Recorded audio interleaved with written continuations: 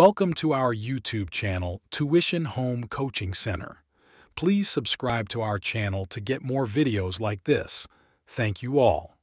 আসসালামু আলাইকুম প্রিয় শিক্ষার্থীরা, তোমরা সকলে কেমন আছো? আশা করছি সকলেই খুব ভালো আছো।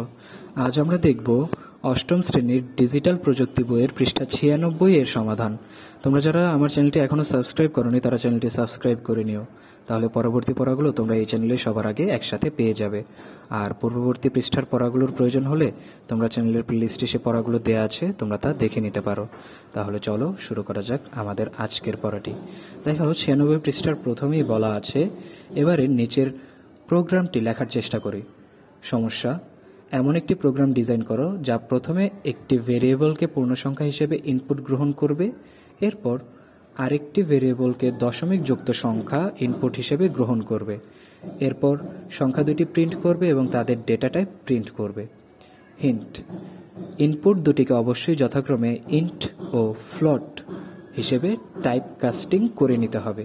তাহলে আজ চলো আমরা ছকে এর সমাধানটি করে নিই।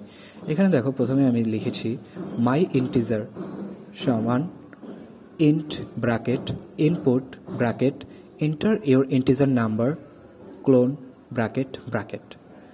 এরপর পরের লাইনে প্রিন্ট ব্র্যাকেট মাই ইন্টিজার ব্র্যাকেট প্রিন্ট, এর পরের লাইনে প্রিন্ট ব্র্যাকেট টাইপ ব্র্যাকেট মাই ইন্টিজার ব্র্যাকেট ব্র্যাকেট।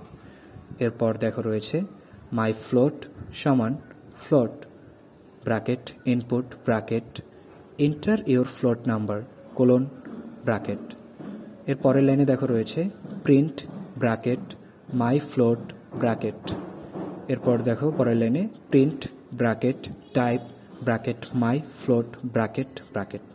তাহলে শিক্ষার্থীরা আমরা দেখে নিলাম 96 পৃষ্ঠার সমাধানটি। পরবর্তী পৃষ্ঠার সমাধানগুলো পেতে চ্যানেলটি সাবস্ক্রাইব করে আমাদের সাথেই থাকো। ধন্যবাদ সকলকে।